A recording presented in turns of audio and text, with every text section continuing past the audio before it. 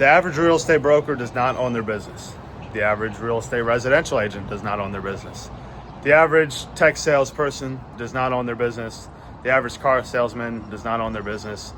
The average salesman for high ticket services, HVAC, plumbing even, if they're selling whatever, they don't own their business.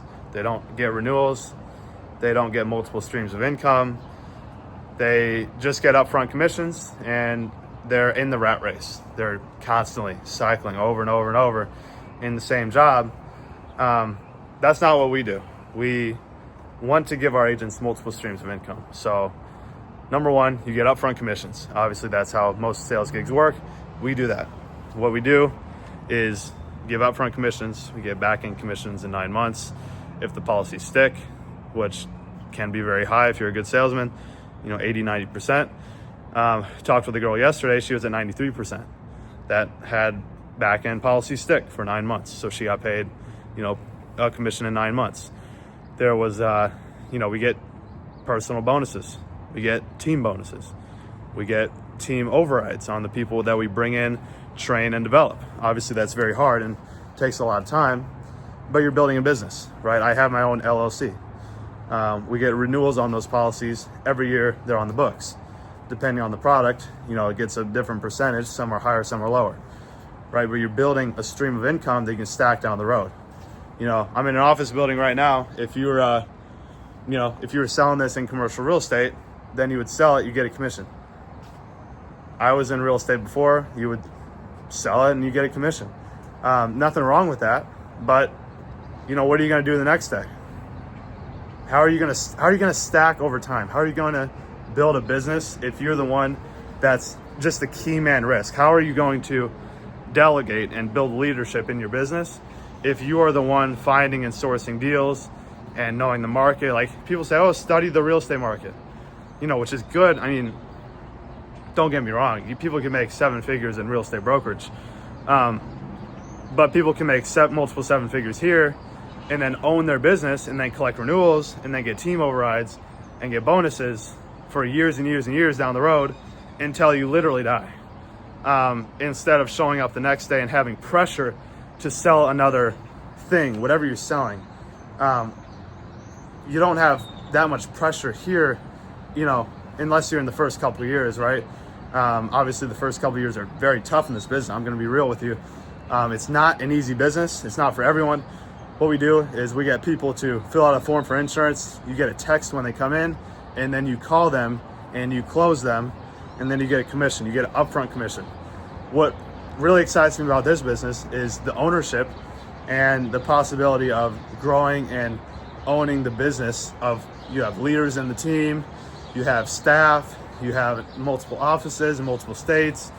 I want to attract big visionaries inside of my organization here in Phoenix. So we're getting a new office in Scottsdale in January. It's going to have 120 absolute maniacs in the office. And they were talking yesterday about getting a minimum of $30,000 a month to write and to be able to be in the office.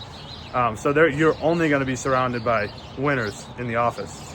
A lot of people in this space lose money, and that's just not the case if you're surrounded by, winners. If you're getting taught by how to do it the proper way, how to get an ROI on your spend, because this is a business where you have to spend money, right? It's not for everyone. And people message me, they want to join the team, and I'm frankly like, it's not going to be a good fit for you.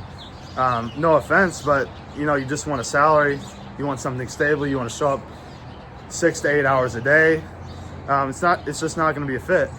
So I'm trying to attract entrepreneurs to my business, and I am, that want to build something inside of a larger organization and also own equity in their business. They own their renewals, they own the business, right? I don't know if I've come across any other sales gig where you own your business and they just give you these kind of systems to put in place. That's why I'm posting this, and I've been in real estate for 3 years. I've been trying businesses since I was 15 years old, and I've never come across an opportunity like this that is this duplicatable, that also has mentorship inside of the business, so you don't have to go to someone outside. It's just there. If you produce well, not even if you produce well. People are just willing to help young reps and scale their personal production and then scale their business. So you can get high-level mentorship, people that have sold their companies in this space. You can get boots on the ground mentorship from sales trainers that are writing 50, 70, 80, upwards of 100,000 a month in insurance. There's just, the resources are there, the training is there. A lot of agencies don't have the training, which I've gotten people that came to me, they're like, I don't do what you do because, the training wasn't there. I'm like, well, you just didn't pick the right people then. It's a $1 trillion industry. It's a huge industry. You just have to pick the right people to go with. So that's all I have for you guys today. You have to pick the right people to go with. Make sure they have systems in place that are duplicatable, scalable, and you're getting paid in multiple ways. And you also own your book of business. So if you have any questions, feel free to DM my Instagram below. I'll link it in the description. So talk to you soon. If you need anything, I'm here for you.